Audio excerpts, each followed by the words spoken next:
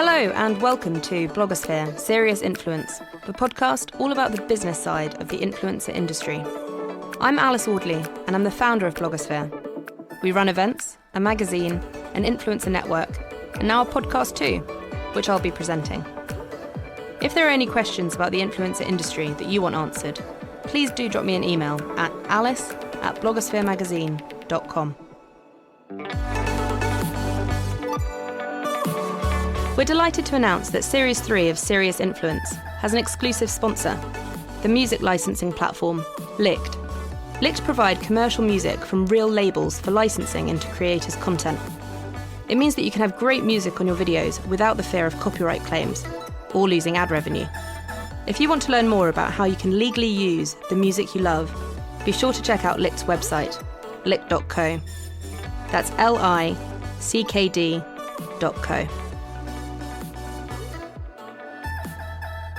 Today on Blogosphere Serious Influence, I'm joined by Matt Coyne, who is known online as Man vs. Baby.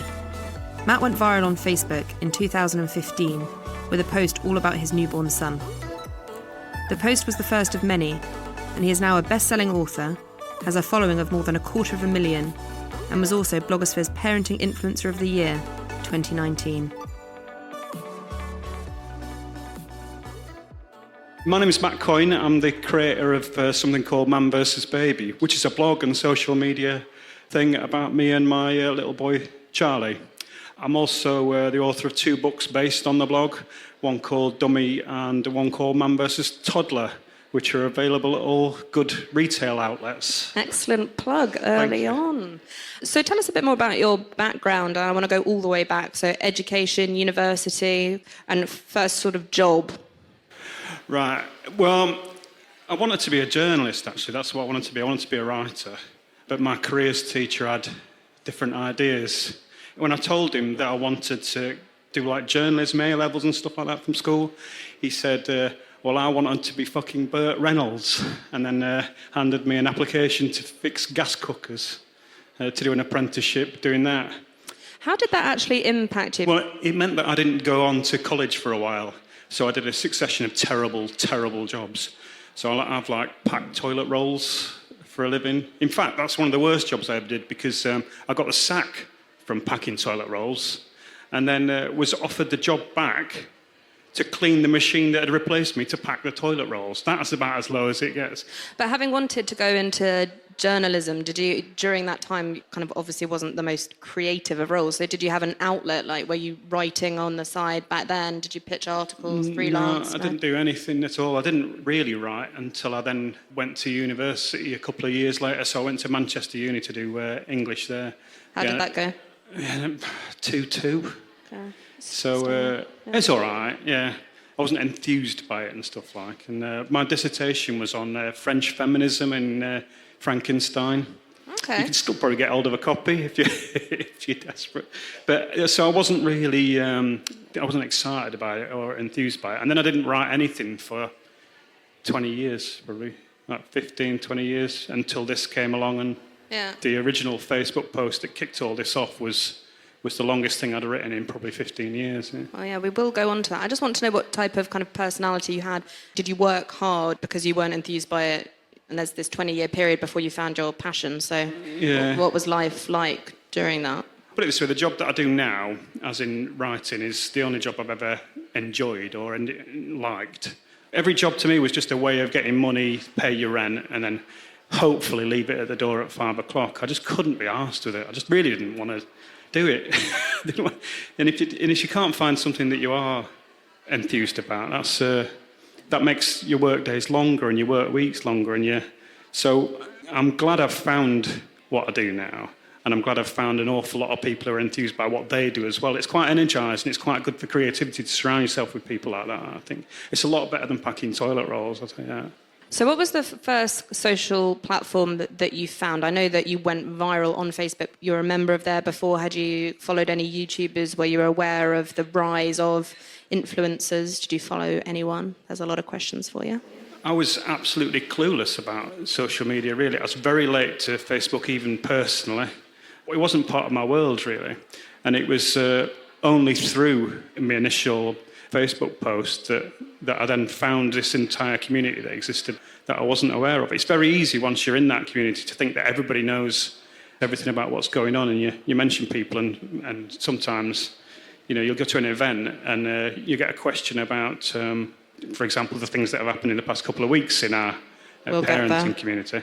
And you'll get an awful lot of people sat there with blank faces because they've never heard of these people. It's easy to forget that it is quite an enclosed community until you go into it, especially parenting, because obviously not being a parent, there's no reason why you would know that I exist or that Harafa Jinno exists or Mumsy Mum, because if you're not a parent, there's no reason to be in that world. Do you think that if you are a parent and you want to get into the parenting blogging community, that it is a friendly and welcoming community, or do you think that there are barriers to entry, and what is your advice? I think it's a really friendly community, and instead, I found it was anyway. I assumed when I finished the first book that I was in competition with these people, the other people who had books out, and assumed that I'd get no support from them or whatever, and completely the opposite, incredibly supportive, especially when you get to that stage. But everybody sort of helps each other out, really, and that's when you're starting out, and when you grow it. I think it's pretty good like that, really. I mean, maybe that's not everybody's experience. I can appreciate that starting out now is a lot harder for all kinds of reasons. Maybe it can seem a little bit enclosed when it's like that, as though people are pulling up the ladder after them.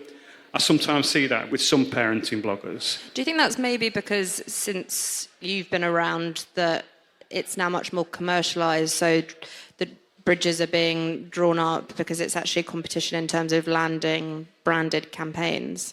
Do you think it's money? Maybe that's part of it. Once you chuck money into the mix, everything gets a bit more muddy, doesn't it? I go to some of these blogging conferences or whatever, and I've spoken at a couple whereby I've been on a panel with somebody else who's suggesting that bloggers do certain things or don't do certain things. Like follow for follow stuff, in particularly Instagram was big at one point. And I've got somebody sat at the side of me saying, you must never do that, and it's terrible. And I'm knowing full well that they've been doing it for the past 5 years and grown a decent following. That's no skin off my nose whether they do that or they don't. But I think it's a bit mean to turn around to people who are just starting out and suggest things that things are bad when that's how they built their entire brand. What I mean? A bit sort of duplicitous. Let's go back to this first Facebook post, because unlike many bloggers, you literally went viral with your first post. What year was that, and what was the post about? That was 2015, 2016, 2015. I think. I'm trying to remember because it was when my little boy was born, so I should know the year. But yeah, 2015. It was basically about my little boy Charlie. He was about 3 months old at the time, and I was sat in a shopping centre. What I wanted to do was tell everybody in my family how I was getting on in those first 3 months, sort of to avoid them coming around our house, because you just don't want people coming around your house, do you? So I wrote this it turned into quite a long post. It was like 2,000 words by the time I'd finished it. And I put that on Facebook just for my family. And what happened is, after I woke up, I didn't really think anything about it. And then the following morning, it got like 20 likes. And I was like, bloody hell, I've nailed parenting here, because nobody listens to a word I say ordinarily. So 20 likes was quite a big deal at the time. And so people started to screenshot that post, because I'd not set it to global. You can set it to show it to everybody. It was just shown to my family and friends. But people started screenshotting and sharing it with outside of those people. And then I started getting messages asking me if I could turn it to global. So I did that, and then by the end of the day, it got like 10,000 likes. And then it just grew and grew over the next few weeks. That original post being seen by 25 million people now. It's insane. Because that kind of blew up, journalists can be quite lazy about virus, so it's quite an easy thing to do a story on. So you just pick it up, you pick up the text, you cut and paste it in, you get the person's name wrong who wrote it, get their age wrong, and then just post it online, and it's another bit of content. So that happened, and it snowballed, and then over the next couple of weeks I was on like telly and radio and stuff, and because of that, a couple of agents got in touch and asked me if I thought about writing a book. So I thought, yeah, I did, like 20 odd years ago, before before life ground me into the dust. So I had all these meetings in London, and they all said basically the same thing. You need to write 30,000 words. You need to prove you can do it, and we'll then cart that content around publishers and see if anybody's interested. So that's what I did. After that post, did you start your own blog, or did you set up a Facebook page? Because I suppose that original one was on your personal. Once we'd finally got a book deal based on that text, it was my agent who said, you need to start a blog. Because all of a sudden you've got to write 100,000 words rather than what I'd been writing over the past 20 years, which is like text messages and stuff like that. And he says, you best why don't you have a bit of practice and start up this blog. And he said, start that and we'll see how we get on. And he suggested The Hapless Dad. That's a fucking terrible name. I thought it's a terrible idea. You probably wouldn't be allowed to do that now with the new guidelines that have come in. I think the Advertising Standards Authority took away that. Is it like... Don't want to be actually on the record. It could pretend some yogurt brand didn't something recently. Yeah, and it was like hapless dads, and it's that stereotype of Is it? Parent. You're not allowed to advertise that anymore. Another good job that I didn't use that name then. But I went with Man vs. Baby, and I set up a Facebook page originally, and I just assumed that everybody who liked that original post would all just arrive over at this other Facebook page, and it was just like nobody. It was like crickets. It was like me, my mum, my Auntie Pat. It was one of those where we were just emailing around everybody saying, follow me Facebook page, it'd be great. So there was nothing. And then I wrote another post. It was about taking Charlie on his first holiday when he was about 5 months old. And that one blew up again. And that's what really kick-started... And that one was on your page? Yeah, that was on Man vs. Baby. So that's the one that then kicked it on. And then by resharing the original post then on the Man vs. Baby page, that brought a whole new audience to that. And then that blew up again. So it was 2 or 3 posts that managed to get it going. It wasn't quite that. Like, the first one was great in terms of it got the book deal, but it was the subsequent post that then grew Man vs. Baby and turned it into what it is, which is a community, really. I mean, I post something and I try to make it interesting, try to make it funny or whatever.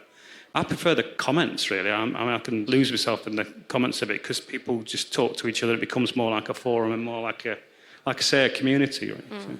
In terms of the social platforms that you're on, you update Instagram a lot, very entertaining over there. Facebook's where you've got your biggest audience, is that right? Like 250,000? Yeah, and... how many have you got on Facebook? It's 250,000? 250,000, yeah. How does that feel, like 250,000 people? It's quite weird. We could, if we all got in together in the same place, we could invade somewhere, which would be, nowhere good. Isle of Wight or somewhere, you know what I mean? But still, it's quite a lot of people. It's quite strange. There's a point at which it gets to that it's difficult to imagine as actual people in real life. But then you do events, and you do book events in particular, and you realise that they do exist, and you put names to faces, and it's amazing how you recognise names and recognise faces. That even though there's so many different names, it's amazing the ones that stick and the ones that do form part of that community and become like little nodes to Man vs. Baby, really. What is your favourite platform of the ones you're on, and why? And which is the one that you would give up if you had to, and why? I'm relatively new to Instagram, so I've only been on it a couple of years. So I kind of built Facebook and then thought, I'll try and... Because the advice I received initially was choose one platform and stick to it. And I sort of did that originally. And then as they slowly changed the way that Facebook worked and changed the algorithm, it spoiled it for me a little bit. Because what I always used to do was telling stories over a series of days.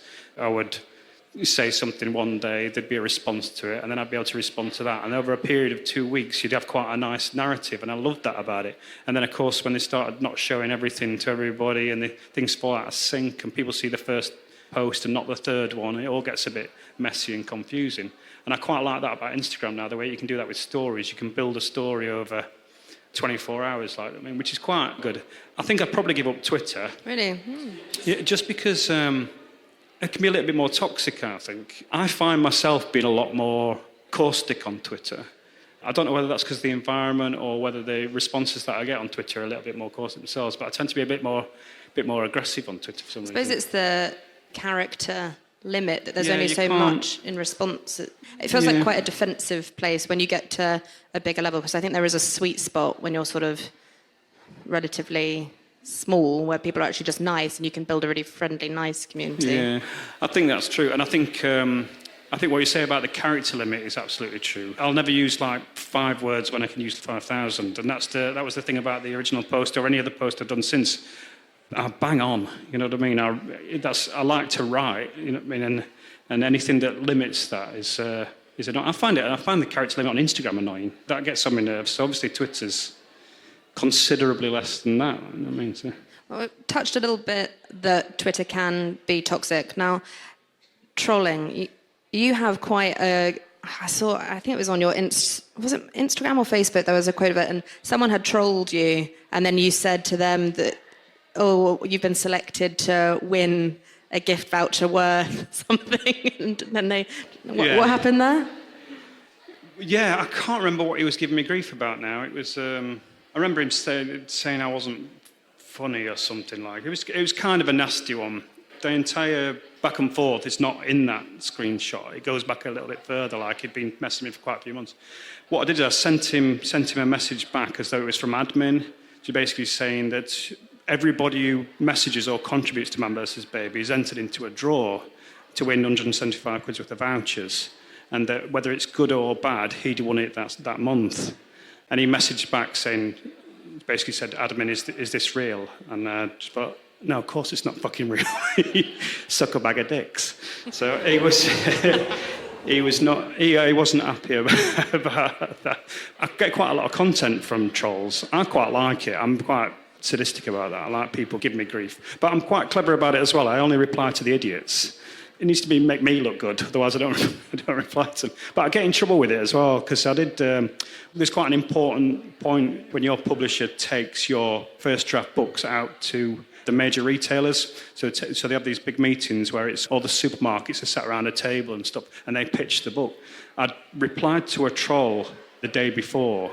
It's the only thing I've ever deleted in terms of trolls, and it was this guy who'd, again, said that I wasn't funny, said that I wasn't fit to own a dog, let alone a kid, and all this sort of stuff.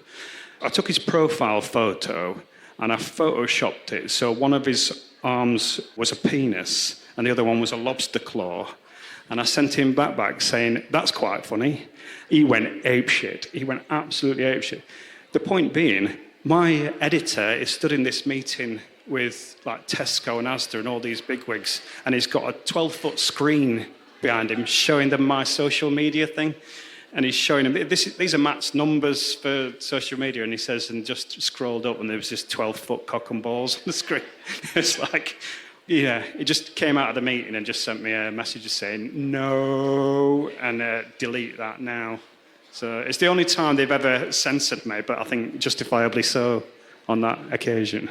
Do you think that we're seeing more people censor themselves because of brand safety or appearing brand safe? And do you think that doesn't really help authenticity? I think it's definitely true. It definitely doesn't help authenticity. But I also think it's worse than that. It makes it boring. And that's far worse than not being authentic, because why would any brand want to work with anybody who's boring? People definitely censor themselves, because I get that advice all the time. So if I go to an event, someone will sidle up to me at some point and say, listen, your following could grow a lot more if you didn't, for example, swear, or didn't necessarily touch on certain subjects. That makes you necessarily toxic to certain brands. But what are you going to do? Just not be authentic, not be decent, At the end of the day, you wouldn't have got to the stage that you've got without being at least yourself. So I find it quite depressing the way that interesting accounts become less interesting as the ads come in. I'm not so bothered about seeing ads every third, fourth post. That doesn't bother me. I'm either interested in it, I'll scroll by, whatever. I'm much more bothered about those posts being boring and the things that are in between being boring, just because it makes you beige enough to appeal to I'm not going to name a brand because I might want to work with it, but you know what I mean. Yeah. Do you think that Instagram removing likes will actually help creativity, because people get stuck into the rut of the algorithm and what's rewarded and very much what those likes are, and actually now that they're not going to be shown, people might spice up their content a bit?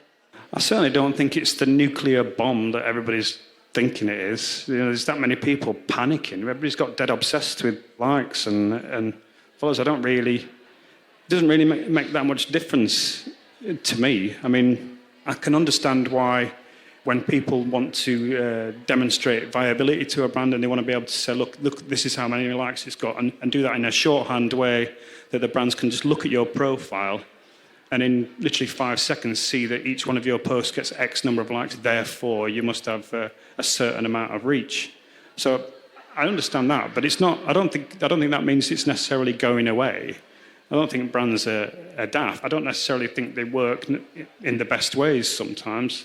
I think sometimes they forget that the people that they're wanting to engage in using ads and collaborate with, I sometimes think they forget that those people are quite creative in and of themselves. So they basically foist on, this is the idea, share it on your things. They're trying to access the followers rather than access the creativity of the person who's doing it. I'm not talking about me in particular, but I'm talking about quite a lot of people that they'll be quite creative for every other post and it'll be quite interesting. And then an ad drops in and it stands out like a sore thumb that it's been written by PR. And that's a shame, I think. We want to use your creativity, but with our words, and then it just jars. Yeah, just kills it a little bit, really. We touched upon brand safety there and sort of trolling. The parenting community, blogging community, has had a rough couple of weeks. Do you think, to say the least, do you think that is going to have wider ramifications? And what are your sort of thoughts on that? I mean, probably. For those who don't know, just Google it, but we won't be saying it live on the podcast, but yeah. Yeah, Google it. It's a rabbit hole. You'll be at it for quite a while. I mean, it's sort of inevitably, again, without going into too much detail about it, especially if it's certain accounts that are built on an authenticity and built on certain themes of sisterhood or liberalism or whatever, if that's either revealed or shown not to be as authentic as it might have pertained to be, then brands aren't going to touch that with a barge pole, are they? And if that can be shown of one of the bigger accounts, then presumably the people will be looking to see whether that's true across other accounts and whether it's something that's more pervasive than that's one account or those two accounts. So it's bound to affect it in some way, I'd have thought. But... Or maybe it will encourage brands to look outside and pick different kind of parenting people to work with. That if maybe, the most brand safe isn't brand safe, then... Yeah, I think brand safe doesn't necessarily mean brand safe. I think authenticity means brand safe because basically what you're doing is you know what you're going to get with that.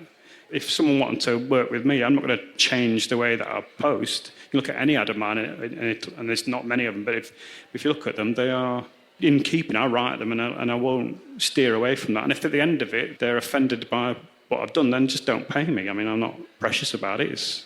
I just think you know what you get. So sometimes brand safe doesn't mean brand safe, does it? But then again, brand safe is lucrative. That projection of a certain image and a certain lifestyle is lucrative for those people. I mean, it's clear. The people make lucrative, but does it actually convert for the brands? No. I mean, sometimes it does, sometimes it doesn't. But there's like a tipping point on Instagram. No one sent me anything. No one was interested in sending me anything or whatever. And then we just reached a tipping point. I'd be sat at an event with somebody who just had the kitchen paid for or whatever. Like 20, 30,000 pound kitchen. And I'm sat there at the other end of the settee, and someone had just sent me some gel-cooled pants. They keep your testicles cool. So if you're struggling with infertility, that will keep your bollocks cool. So I was getting quite different offers. I do sometimes think that if I just reined the entire thing in, I wouldn't have to pay for my own kitchen, which would be quite nice. But not being yourself wouldn't. But then what's the point in the entire thing? Why would you have started? Why would you ever, why was anybody ever interested in reading the crap that you dished out in the first place? And I think it goes back to what I was saying, how things become so beige. It's great. I'm glad you're making an awful lot of money, but is it interesting? And a lot of the time, it just isn't. I want to go back to, obviously you've published 2 books now, and you were in a position where an agent actually approached you, but what would your advice be to someone in the audience or someone listening to the podcast about being able to write a book? Is getting an agent important? Like, what's the process? And also, do you find it, in a world that is so instant, difficult to hold back what you're writing and not share in real time? In terms of an agent, I think it's really important. At the end of the day, if I'd have gone straight to a publisher's, then they would have essentially given me some sort of advance. I didn't really know how the entire thing worked. These agents got in touch. The first thing I did was join the Society of Authors so that I could phone them and say, are these con men? Are these real? Because at the time I was thinking, this must be some sort of catch here. And it's the only way I could find out how the process worked. My agent's absolutely brilliant at going in and getting people. The more people you have interested, the more likely you are to, one, end up with the editor and the publisher that you want, but two, not to be crass, but you end up with more money. So normally does it work with, so you get an advance, which is what, like 50%, and then royalties, yeah, revenue? So you'll get an advance. So mine's a 2-book deal. You get an advance, and then you earn out that advance in book sales, and once you've earned out that advance, then you can receive royalties after that on each book sold. Whereas, how on earth would I go in and negotiate that with a publisher? I didn't have the faintest idea how it worked. But the great thing about my agent is that once he'd got that, he took it to a publisher, and once that publisher was interested, if it was me in that office, I'd have signed there, and I'd have given my soul at that point just to get a book deal through. But he just came back and said, no, if they're interested, someone else will be interested, and then slowly set up a bidding war on the first one, and it just went up and up and up, and in the end, I had like 6 different publishers to choose from. So. It's better than J.K. Rowling. She got rejected by like 13. Oh, yeah, I'd have money and sales. I mean, and that's why I think an agent's important, because they steer you so well through the entire process. But if you don't know what you're doing, I mean, I'm sure there's people who know publishing a hell of a lot better than I do who could probably do it themselves in a way. Do you have management as well as an agent, or does your agent approach you about the book, but for sort of branded campaigns, do you have a talent manager? I've always sort of avoided it a little bit, just because I turn down so much more than I take that I feel I just piss them off. They'd be constantly, I've got you this, and I'd be like, no, I'm not bothered. Not bothered, but you know what I mean? It's just, it has to sort of fit into what I'm doing at the time. It has to fit into the writing. It has to fit into like editing. It has to fit into all kinds of things. Sometimes I just happen to be really enjoying posting about other things, and I don't really want to do that, really. So I've sort of avoided management like that. But through my book agent, they'll get stuff through, and then have a TV and film agent, they get stuff through. But mostly it comes just directly to me. I quite like that, because I can be as open and honest as I can, and they can say, look, there's never going to be a circumstance in which I'm going to be bothered about that, or give us a shout in 3 months or whatever, and we'll have a chat about it then. So. My final question is, what are your predictions for the influencer industry over the next year or two? What do you think we're going to see? Everybody in a blind panic about losing their likes. Everybody's going to be terrified about that. It'll be fine. Everybody will have forgotten about it in a year. I do think that there's going to be this return to traditional blogging. Everybody's thinking the exact opposite. Because, I mean, I neglect my blog something terrible. I don't think I'll put anything on there in like 8 months or something. I basically just have feeds that drag it from Instagram and Facebook, and that's how it updates. And obviously there's been a massive neglect of people's standalone blogs.